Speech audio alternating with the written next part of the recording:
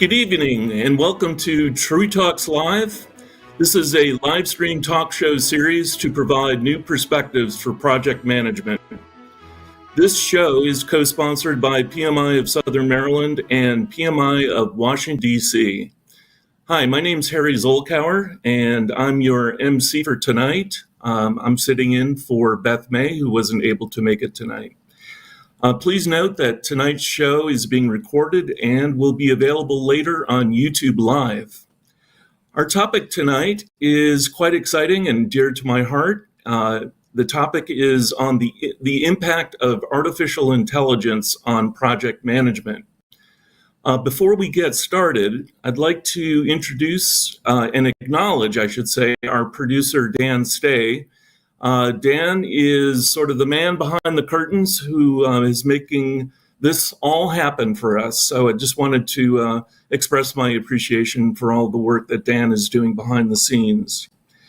Dan will also be monitoring the YouTube chat for any questions or comments that you might have. Feel free to put your comments there and we'll address those as we go through the show. I'd like to introduce our host, Kendall Lott. Kendall is the CEO and president of Empowered Strategies. He's also the host of the podcast PM Point of View. And he's also, on top of all that, he's the co-founder and chairman of the board for the nonprofit group called Project Management for Change, which I've been involved with myself. Kendall has hosted the show since its inception. It's almost 2 years now. Tonight's guests are Keisha Lewis and Tom Spitz. Keisha is an expert in the field of AI and project management.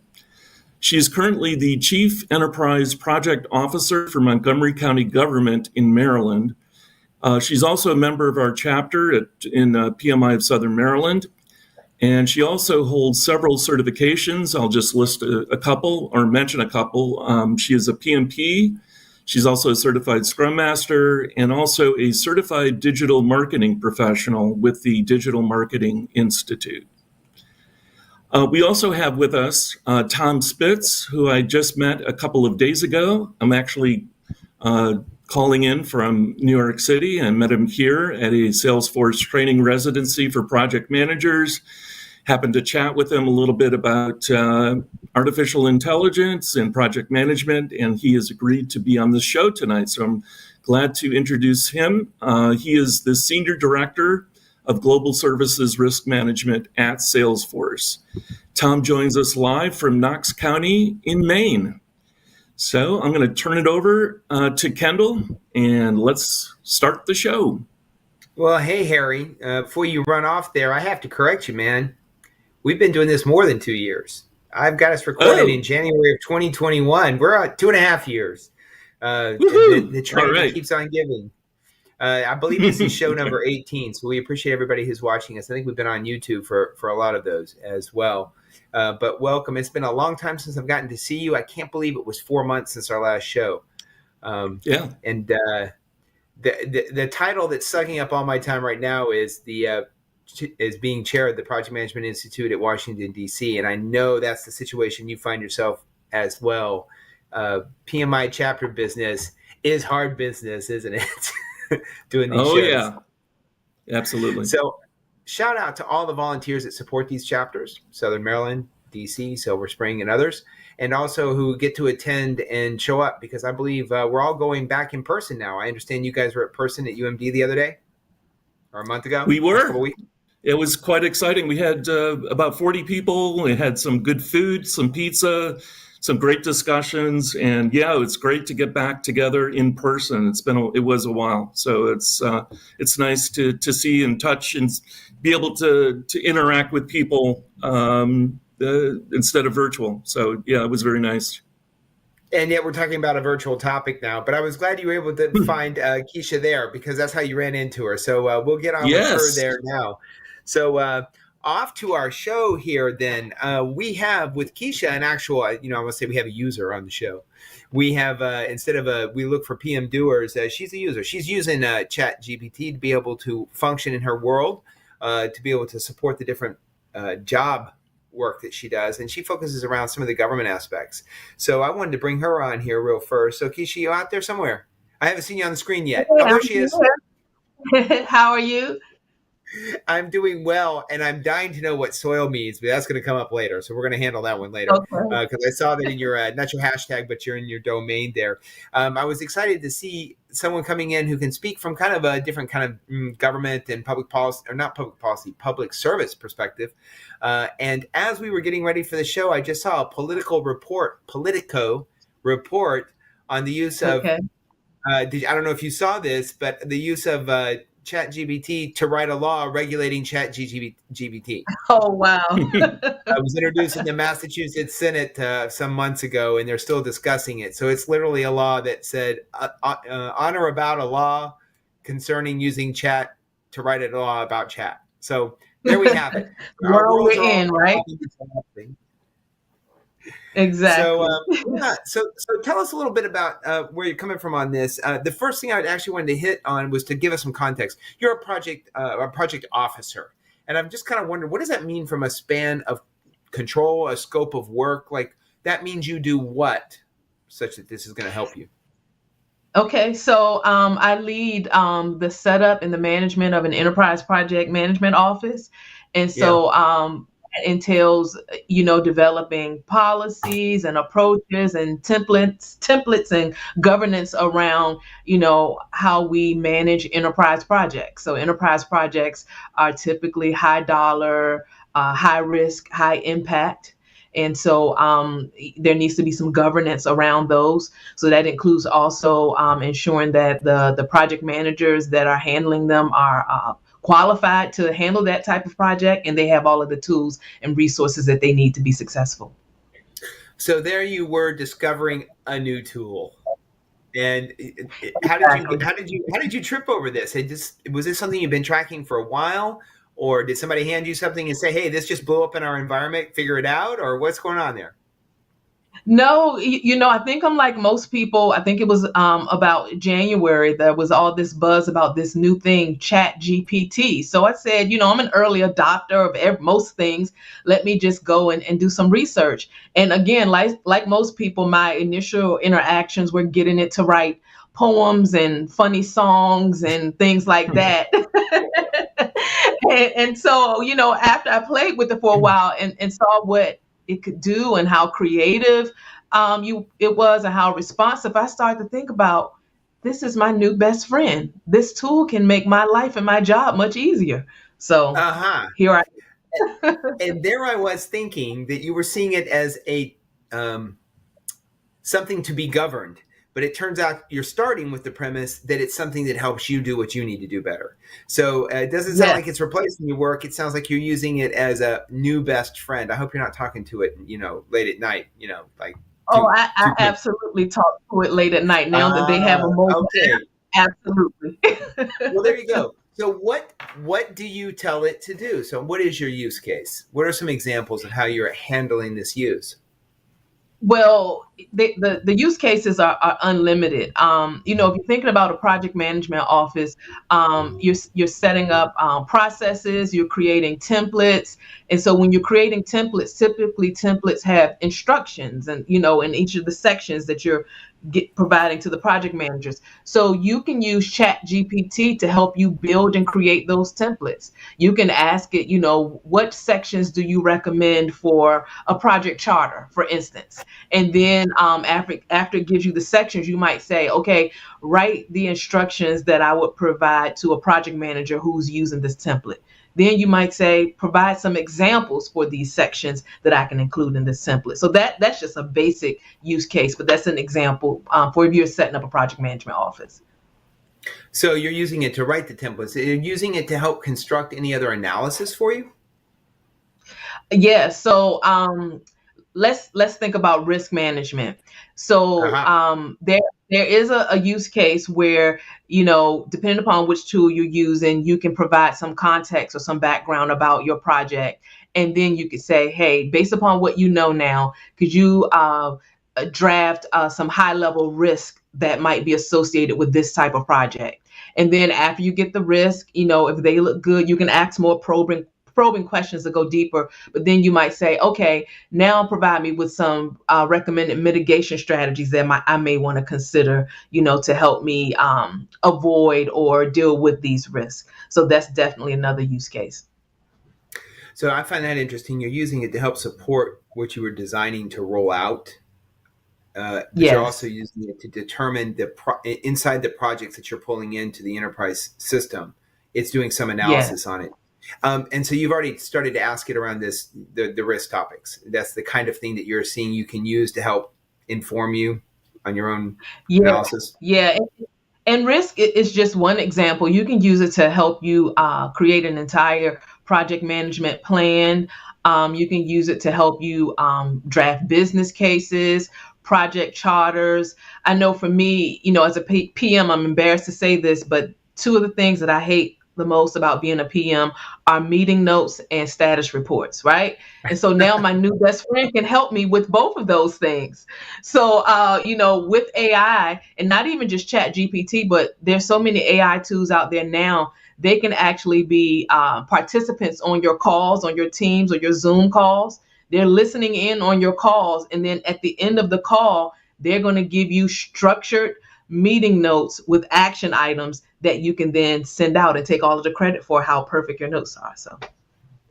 So you told me earlier when we had our in brief for the call here tonight about the production of templates. So that's an output that from your office that you manage and Yes. run. And it got me thinking about, wait, why do I need these templates? If I'm a project manager who's working under your aegis, under your span, why don't I just ask Chat to give me the answer that you're looking for? Which then led me to, well, maybe I should just have your chat talk to my chat and call it a day. So, Right. what? In other words, why wouldn't I be using it in the production of content that is needed to explain what I'm doing?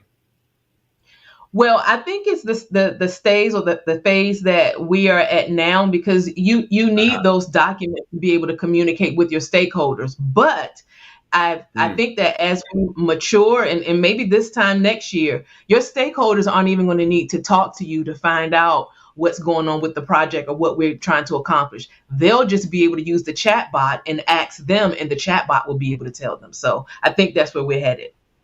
Well, I think that's queuing us up for something that we're going to want to talk about as we bring in our next guest, and maybe all of us should be thinking more and more about. You're using it to help you with some of the mundane tasks at a certain level. You've now escalated it Exactly. possibly, or you're playing with it to see if it'll help you with your analysis. You can start anticipating that your customers, I'll use customers as the project managers that are coming into your portfolio, or the people that are trying to get things done. They may, in fact, be able to use it to help develop content, and it accelerates their work. So now we're talking Exactly. about working with stakeholders, and it takes me to this idea that if it's handling my stakeholders, that feels like a very personal thing I should be doing. And you said it's giving them status. I'm wondering how you perceive the role of it enabling us with stakeholders, even a year from now. Because does that leave me with anything? And if so, what's that mean for us? Yeah, I think AI and project management is going to actually kind of shift the role of your typical project manager. So I Yeah. think it's going to help us move from being project managers to project leaders, right? And so as a project leader, you really have to focus on those soft skills. And the soft skills are going to be to develop and manage and maintain the relationship with your stakeholders. It's going to be the negotiation that we typically have to engage in with our stakeholders. Is going to be the coaching and the training of maybe other project managers or junior project managers. And so, I think that is going to be probably the major shift that we're going to see over the next year or so. It's just the role we're going to move from doing a lot of the routine management, administrative, to more of the leadership, focusing on soft skills. Yeah, one of the things that I've heard, I was wondering what your take is on this, since you manage a series, or I don't know if manage is the right word, but you are in the governance process of a series of projects and project managers. I've heard people be concerned that it's going to take the jobs, like our kind of types of jobs, the project management type of jobs, for example. And then I've heard others say, no, it'll allow all of us to just be better at what we're doing, which is where you were coming from a leadership perspective. But I'm wondering if Mhm. it might reduce a lot of the need for a lot of the project management effort we're making, so that is it that we all become more expert, or only the expert project managers are going to be left working with you to deliver good projects in your portfolio? How do you think that's going to, No, what am I going to have to do to stay ahead of that curve? no, I think we're going to all become better. We're going to all become experts. And, when you think about AI and project management, even though the AI is being trained to be better and smarter than us, we have to hold the AI accountable. So we can't let the AI run off and make all of these project decisions on its own and it's just executing and we're just letting it happen. We have to evaluate each and every recommendation. We have to trace it back to see how it came, to recommending that decision for us before we move forward. So I liken it as to, when you think about pilots, there's a rating that pilots can get. It, I think it's called an instrument rating, where it shows that they've learned to fly a plane without being able to see. They're just using instruments, right? And so I think eventually with AI, we're going to become instrument pilots. We're going to receive these dashboards where we're going to see all of these triggers and flags and recommendations, and then we're going to have to use our knowledge to determine how we're going to fly the plane based upon those instruments. Oh, so we're going to get out of the business of flying by wire here. We're not going to actually have to know how to do it. We're going to have to know how to interpret what it's going to give to us. And, Yeah, and, that's and, where and you're headed flip with the this. flip the correct switch. Have you found it's validating its accuracy? When I talked to a very senior project manager a couple months ago, he said one of the things, actually right after it came out, actually I want to say back in December even, he said he had it right in the charter for a complex project, and he was surprised it gave him 80% solution. Slash, he was surprised because it was really wrong on that other 20%. It was like you could not execute this thing. So it was more about Yeah. accelerating this thing. Now that was many months ago, and we know actually it's already changing and morphing, and things along that line is improving its knowledge base and how we can interact with it. What have you seen in terms of validating its outputs, or checking it for either its accuracy or its validity for your own use? Has that been something you had to struggle with? Is there a method to your madness on that? Yeah, and that varies, based upon the tool. One of the tenets of responsible AI is that you should only engage with AI and with platforms and tools where the output is traceable, where you can go back and you can actually see where they got the information, how they came up with the information they presented to you. But the ability to do that varies platform by platform. So, for instance, since we're talking about Chat GPT, I found that Chat GPT, in order to kind of validate how it came up with its responses, you have to prompt it. You have to ask it probing questions to find out how it came up with its responses. Whereas if you're using, I'm going to just use another kind of chatbot tool. If you're using something like Bing Chat, which is Microsoft, or Bard, which is Google, since they are using the web and the web index for a lot of their responses, they will give you the sources and then you can go back and kind of validate. So I think that varies from tool to tool, but in the future, I think it's going to be something that we're going to come to expect from any tool that we might use. You just said something interesting to me that that I hadn't even considered. You said one of the tenets of responsible AI use. I didn't realize there was a set of protocols or tenets there. Tell me more about that. Yeah, so when you're It thinking sounds like a about best responsible. practices thing. Yeah. So when you're thinking about responsible AI, you want to ensure that the AI is traceable. You can go back and you can find out how it arrived at the output that it gave you. You want to also be sure that it's fair.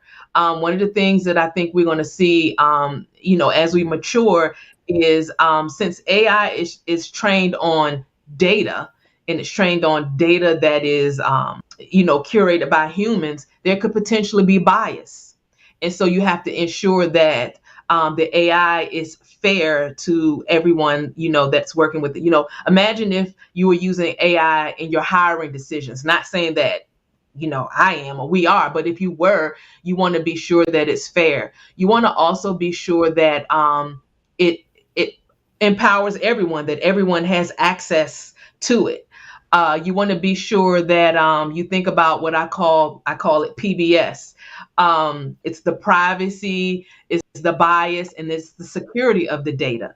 So, when you're thinking about something like Chat GPT is, I'm not going to say it's open source, but it's open, it's out there. So you wouldn't put data in Chat GPT that was like PII or HIPAA data or anything secure, because there's some risk there. But as we mature, you're gonna AI is going to be in your own instance within your enterprise, and thus it'll be much more safe and secure.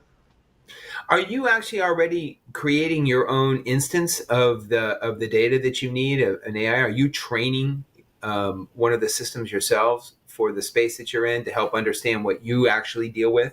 Or are you still working in the open source environment only? Yeah, we do have some projects where we are thinking about that. Yep.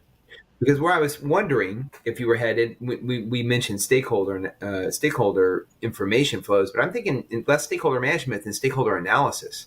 I wonder if I'm now suddenly curious, thinking about how it can help me understand all of the people that have ramifications for my project, or they could choose to take actions. If it would help me understand that, are you using it for any analysis outside of the risk part there, or not using, but have you been testing it or looking at it to see how it can do other forms of analysis around a project?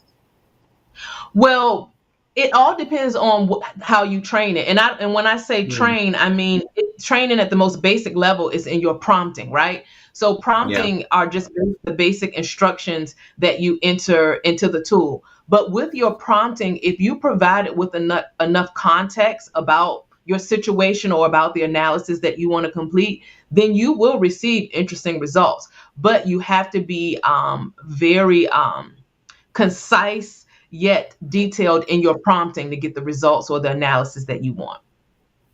I've found that I can't get it right. It's almost helpless for me, or worthless to me, because I have such a trouble getting a high and low. I end up having to apply so much of my own analysis. I'm not sure what I'm getting, although I do think it can give us some good drafts of things to work from. So I've used it as a brainstorming tool myself, but I have a feeling Yeah. I'm not being very thorough with it yet. So I got one more question for you. We bring on our next guest here. Um, when you saw it, it must have been fascinating. So is the magic meeting your need? Have you changed what you're thinking about in the context of your needs with it? Like, Yeah, I am, because I think as I think more about it and learn more about it, initially I thought it would just be like, oh, this little chat buddy that, like you said, you can brainstorm and it can complete some basic task and help me with some administrative things. But as we're going deeper and we're thinking about things like predictive AI and, the security and the guardrails that we can place around it, I definitely am excited about, the possibilities. Whenever I think about it, I say, wow, what a time to be alive to be able to witness witness this. It's almost like, when we saw our first web browser and the internet, what a time to be alive. Now here we are again. So yeah, it is that kind of level of revolution, isn't it? Well, I tell you what I want to do. I'm going to go ahead. You mentioned something about already beginning to see how consider how it might be used in risk and risk evaluation, and that is the space of our next guest, Tom Spitz at Salesforce. okay. I think we already heard his introduction there. Hey, Tom, how you doing, man?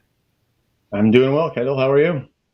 I'm doing well. We're moving along here on this discussion. Thank you for joining us tonight. Um, can you give us a sense of the role that you play? Because I want to put the context around where your Yeah. application is, or where you're considering your application. Yeah, we were called risk managers. So as probably aware, Salesforce makes cloud-based customer relationship management software. Yeah. Quickly growing company, great software, of course. We also sell professional services to help our customers implement our software and make best use of it, make best use of their investment. So part of that business is to create statements of work that end up to be the contract that we use with our customers. And my job, or our team's job, is to take a look at the larger, riskier, you know, um, professional services contracts before they go out to our customers to evaluate them for risk, delivery risk mostly. So we're looking at scope, assumptions, exclusions, terms and conditions, helping deal teams shape the language in the statement of work, and also providing a profile to the approvers, the executive level approvers for these deals, to give them a sense of what are the risks, what mitigations are in place right now, and what recommendations do we have about what we could put in place to reduce the risk on the deal so that Salesforce delivers a profitable project while making a successful customer. You said a mouthful there. You're using it, or attempting to use it, I guess, using it in a lot of different areas. I want to make sure I was tracking on that. You've got it actually, it's really just a natural language predictor, I guess, right? It's telling us what's happening next. You're using it to write part of we are some not of the actually things.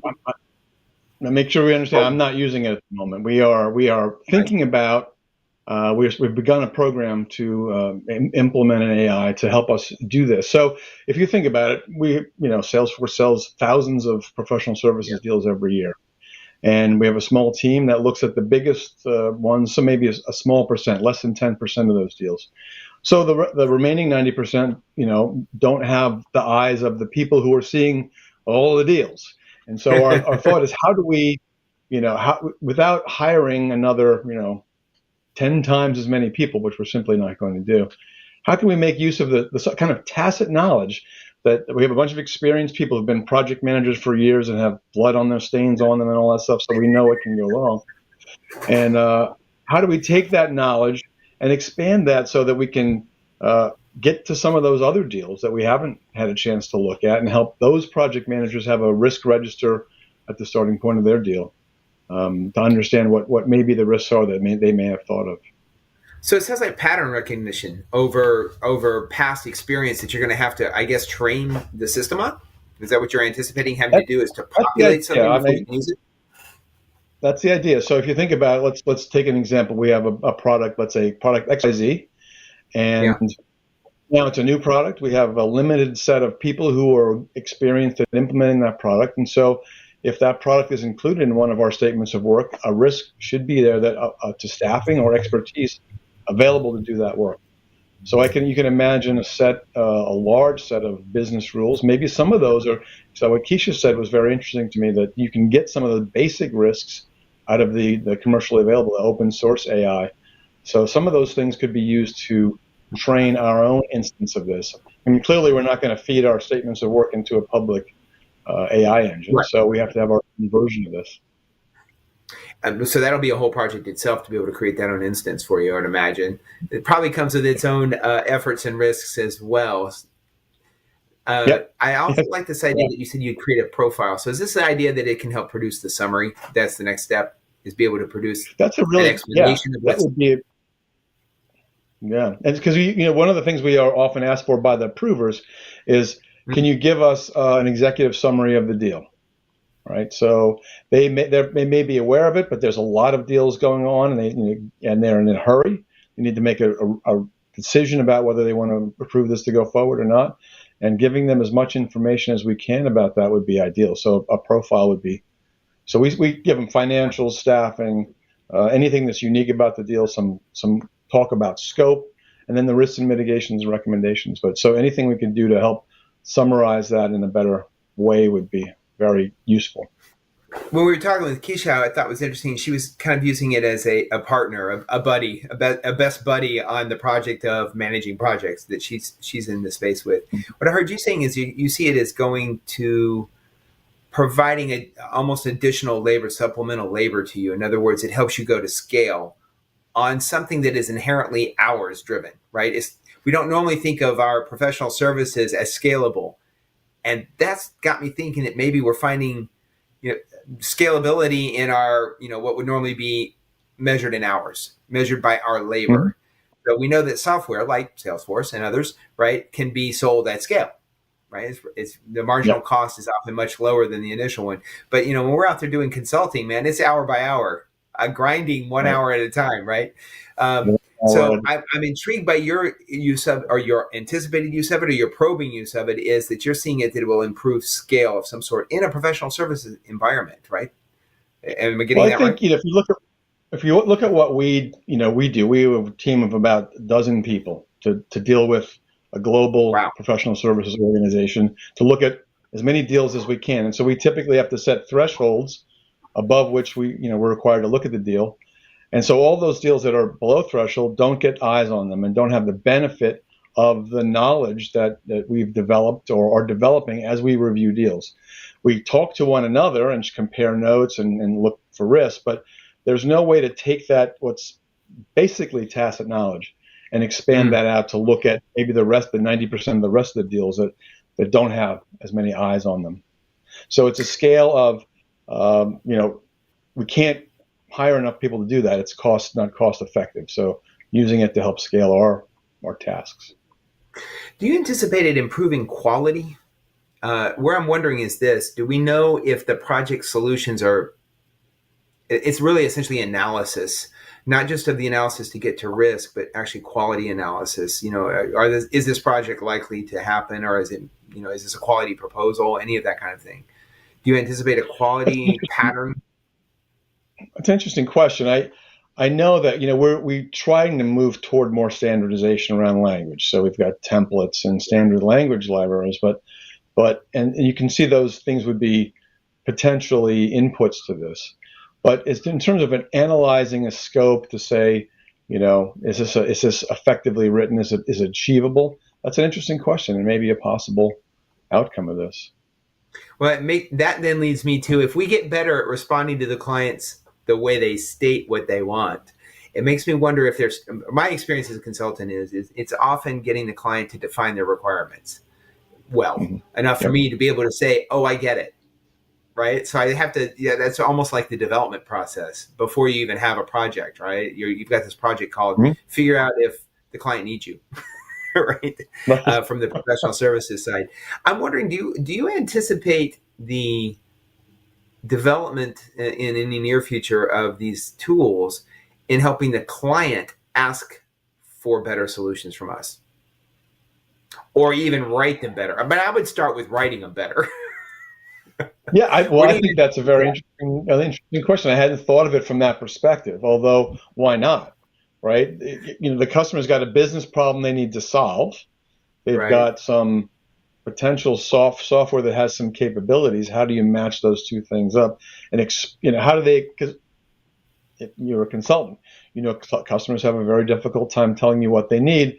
They say, I'll know when I see it, which doesn't really translate very well. And that's why we have agile methodology to help us iterate on things and have if there's a good user interface, you can iterate on that. But helping them to express themselves would be a very interesting use case on this. I would be interested in talking to procurement. Oh, I'm sorry, go ahead. No, I had not thought of it from that perspective. Well, I'm interested in talking with procurement people about this because I'm wondering if it would actually help them, as you said, express themselves. What is there? And it's not really just about the template. For example, I'm wondering if we should anticipate a world where let me give some context. Every client says their problem is unique. And they rarely are. It's a unique instance of a common set of things because, we're people and we've been doing these things for many, many, many years, all of our interactions and using tools and doing things. So I'm wondering if they would be able to do the same thing you're looking at from a risk perspective to say, the thing I need, is it similar to anything? Can you predict what I need? What is this like? It strikes me it would be an interesting thing to anticipate because, not unlike my comment with Keisha, I'm wondering if it's going to be, clients chat talks with our chat and we call it a day, right? Well, tell what we need, we'll tell what it looks like. Now what happens? Well, and I look at it a slightly different perspective. There's kind of things that are table stakes, right? So if you think about a financial system, those things, we should not have completely unique financial management processes. It doesn't make any sense. It's not a differentiator. There are things potentially in our business or in a business that differentiate you against your competitors, and those are the things where we should focus our efforts to make things maybe custom or unique. Whereas the other things, the table stake things, we take what's provided by out of the box software. So even from that perspective, though, Kendall, I think your idea is interesting. Is this a table stake, or is this a unique requirement for me? Where do I want to spend my effort and time to differentiate myself from my competitors or make a splash in the market? You know, what's analogous there, I think, is something we just talked about, and now you and I are touching, which is how much of my work is the standard process work that is, in fact, not unique to me to produce it all, versus what I bring to the table in the role of doing this work. Keisha has it, you have it as well, which takes me to a question. There's a dozen of you or whatever doing this kind of work, right? You have some number for a certain amount of work you guys can produce. Do you anticipate that you're going to scale, but do you see it allowing you to distill the part that makes you a specialist to do more work? Is it going to do the other scopes of work, or is it going to be you spread across a lot more of them very thinly, but only on the expert part? How much is your expertise going to be needed to get this? I think there's two parts of it. Again, going back to what Keisha said, the standard common risks that you can anticipate from a project like this, that should be something that's built into the engine, table stakes, a reminder to the project manager that these things need to end up in the register. And then there's things that are unique to the business that we're in, or the leading edge of the business that we're in, or the unique market conditions that we're in, or we're in a pandemic. How does that change how we write contracts? So those, I think of those as kind of like hot questions or hot risks, things that are constantly changing. They're not. So we ask a standard set of questions. So we have to have a set of questions to say, tell me about the deal, tell me about all those things are typical. But if there's product XYZ that's new and has some staffing issues, or has there's a release coming out with new features, and those kind of things need to be kept up to date in the engine, so that when a deal comes in that uses one of those things, we're going to pop that question up or pop that risk on the ones that are unique or that are not the table stake ones. So both things, I think, and I anticipate that we, as people who are constantly looking at deals, the larger, riskier deals, and building those rules, would be able to make those hot questions pop up, so that people are thinking of those things too. I like it. Looking for the hot questions, getting past the table stakes, going for scale. I love it. Let's bring Keisha back in here so we can get the two of you talking to each other. Keisha, you out there? Floating around out there? There she is. I'm here. Keisha, Tom, Keisha. You two have been listening in on each other as we talk about this. I got a couple areas that I'd like to probe with you guys on this, but let's start with this. Keisha, because you've done some thinking around this as you were planning and working in the sector that you're in, what have you heard here? What words of warning would you offer Tom, even from where you're sitting, as he's looking at doing some pretty sophisticated money on the table type of analysis? Do you have any words of warning that you've already experienced from a project leadership perspective, that you're seeing a project director perspective? This is not something that I've experienced per se, but it's something that I'm thinking about, and it's something that I would tell project managers who want to get started with AI, and it's going to be your data.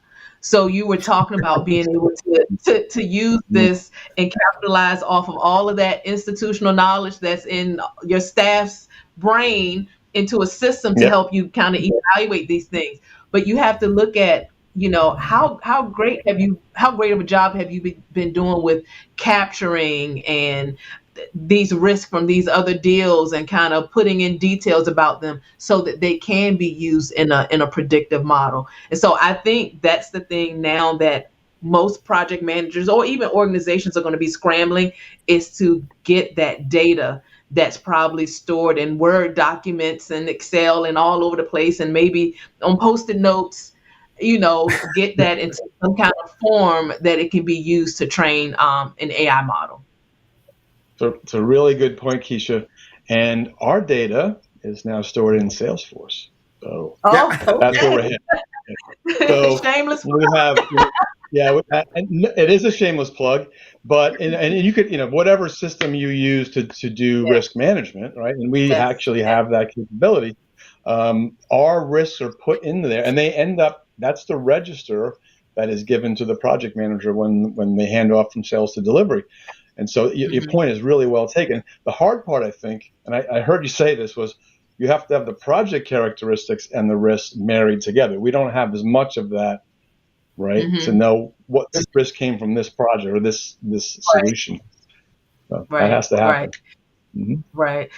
And when you're thinking about organizations that have, multiple divisions and multiple project managers, the PMO is going to be super important in this, because the PMO really has to standardize how, for instance, in your example, how those risks are being stored, how they're being documented, et cetera. Or again, organizations are going to be scrambling to try to get that data to train a model. Yep.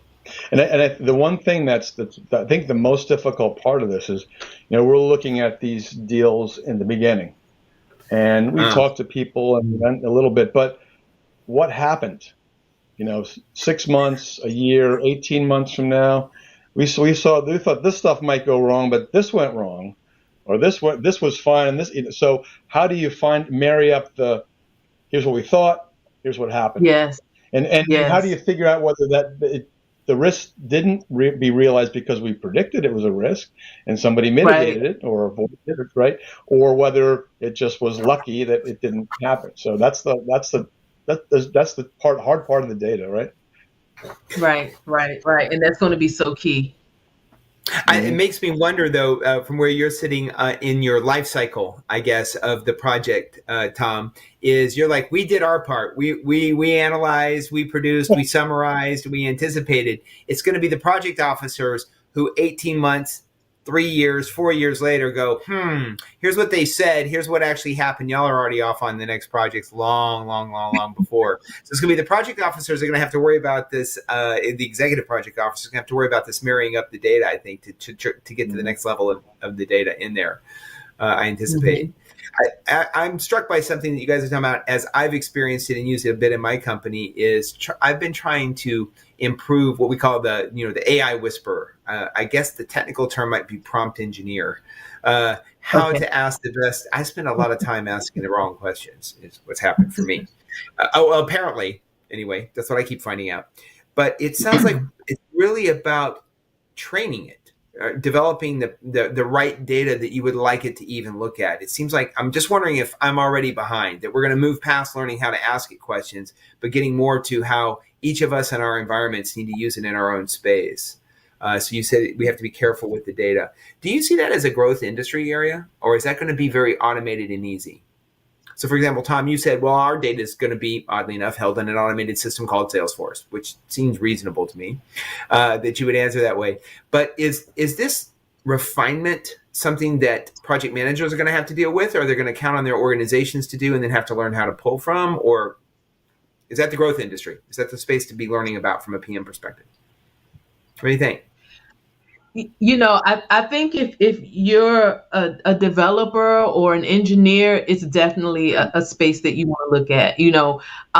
As these platforms, these project management platforms that we use every day start to integrate AI, most of them now are starting at the base level with chatbots, but as they start to, get more advanced, like with predictive, then yes, prompt engineering is going to be key. But as a project manager, I don't think you have to run out and get a degree in prompt engineering. But I do think prompt is a skill set that you have to develop, or else you're not going to have much success with AI. And so I actually wrote a book, Chat GPT for Project Managers, and in it I provide a little template. And so I say you want to be sure that your prompts include context, includes format. In the context, you want to give it as much background information as possible. And again, this just applies to if you're using a chatbot. Because, for instance, something like Chat GPT, some people think that, it has memory. So as long as I keep this conversation going and I just keep prompting it and asking, eventually it's going to forget because it's limited to tokens. And so that's where you get the hallucinations, right? If it doesn't know the answer, it's just going to make it up. Like, that's a real AI term, hallucinations. It's just going to make it up because it forgot what you said a couple tokens ago. So that's why it's so important to include context in your prompt. So that's just a key to prompting, is ensure that you always have context.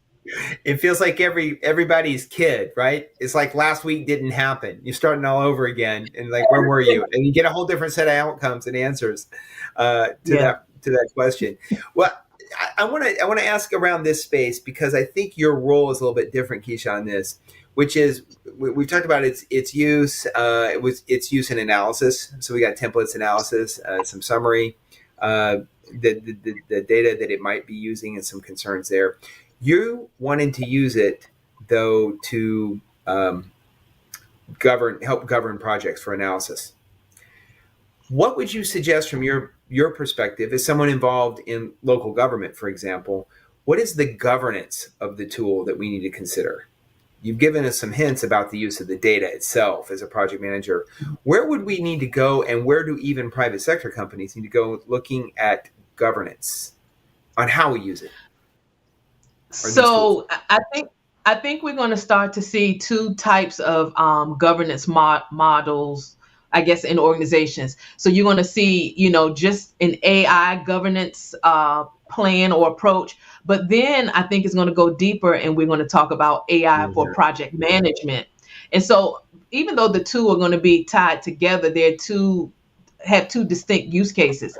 And so some of the things that I think should be covered as you're thinking about your governance model for AI as it relates to project management is, of course, you want to have policies related to privacy and security. Now, you probably already have privacy and security policies within your organization, right, but they probably need to be updated to include the use of AI. You also probably want to include specific use cases that are approved as far as project management. You can use AI for this, but you shouldn't use it for this.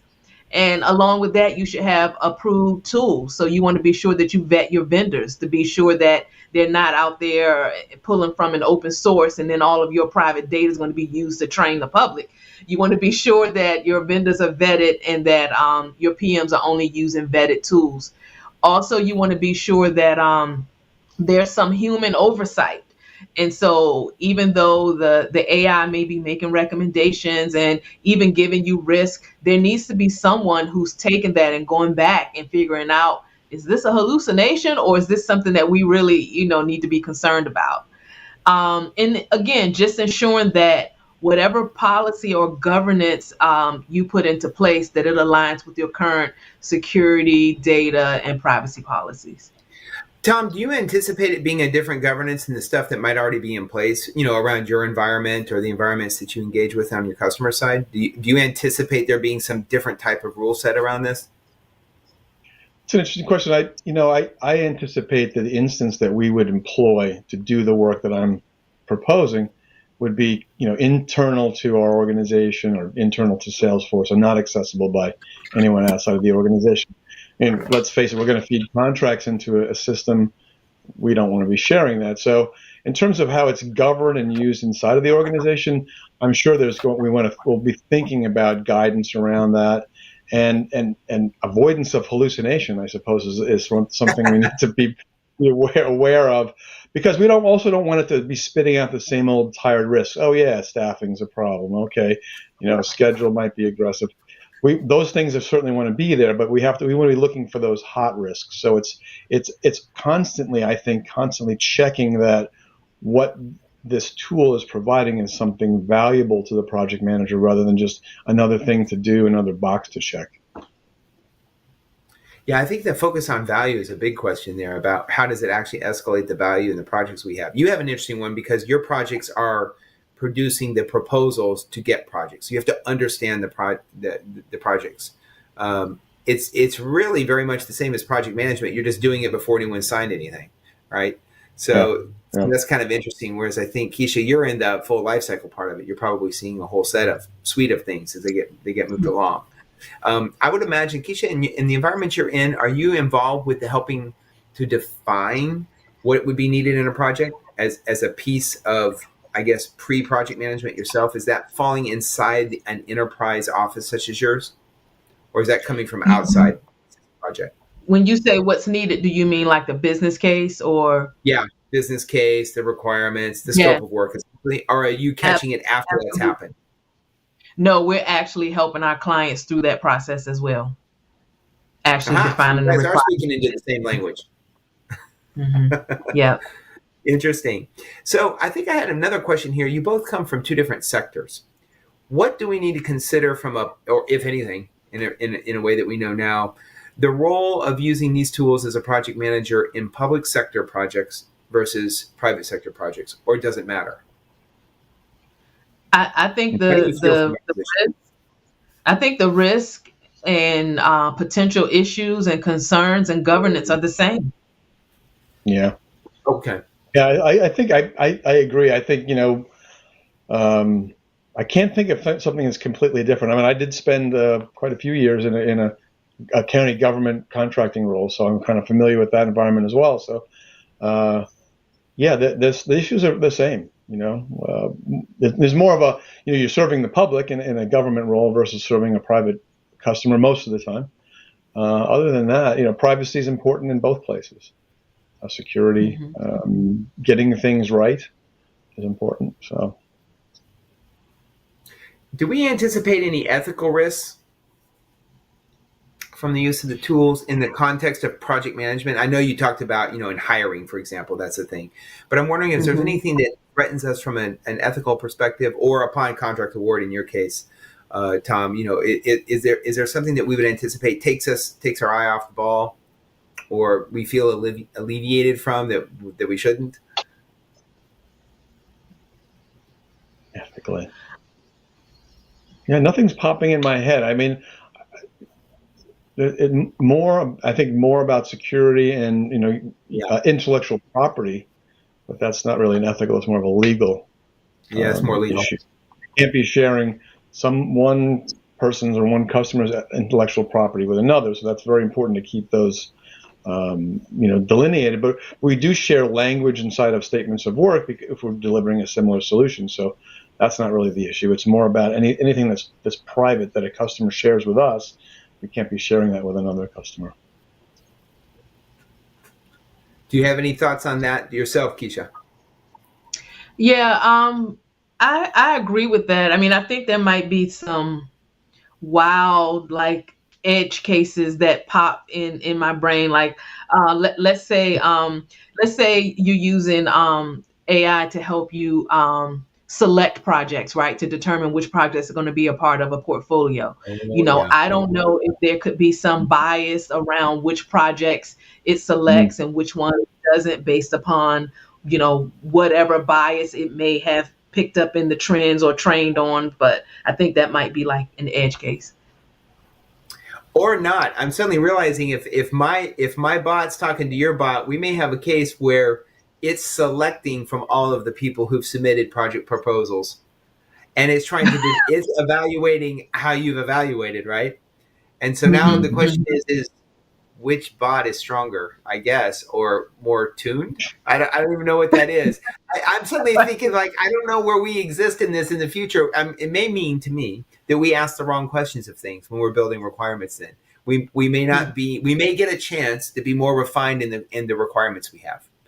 We may get to be more expert in the requirements we need, because a lot of the table stakes that you had talked about, our table stakes and our requirements, they're pretty common. They're well known. And so, we know we're going to need these basic ideas. So how we would select between projects is going to become very difficult, right? It's almost like the professors that are having problem grading papers. They all look in a lot, not identical, but they look very much of the same level of quality and response, right? Go ahead, Keisha. Yeah, well, I think we would just, use the same process or templates that we use now as humans when we select projects. Like There you go. Organizations might have a rubric that they use, right, to grade or rate, and so you would just have to train the AI to do the same thing. It's an interesting point, though. I wonder if you're having it, if you build the rubric in as you've described, right, the scoring system that says these things, you could actually potentially remove some bias, because this thing is going to score for you based on what you feed it. And as long as you've given it an unbiased scoring system, you may, there's always an opportunity to be biased later, I suppose. But as a starting point, right, you may be removing bias. I'm not sure if that's true or not, but that seems like it's possible. Yeah, and Yeah, I think it depends on the approach, right? So if your approach for selection is based on historical data, then that's where you might introduce bias. But if it's just based upon strictly the rubric, then hey, that's a good Yeah. point. Yeah, interesting. Yeah, I'm beginning to wonder if I'm getting more nervous with this conversation rather than less nervous. I'm not feeling like a co-pilot. I think it's going to require us to really pay attention to the part that differentiates us, right? It's the part that's not standard, that can't be standardized. So I'm finding that kind of interesting as we sit here and talk about it. We're going to bring Harry in here to see what he thinks about here in a second. But I want to ask both of you then. As you started this journey, you heard about it. You're both involved in tech. You're both involved in project management and defining projects, getting people to understand the projects, right? Through a statement of work or through the execution or both. Have you had an aha moment where what you thought wasn't, and now there's something else? You're like, oh, I got that wrong. I didn't realize. Have you had an aha moment around this, and what might it be?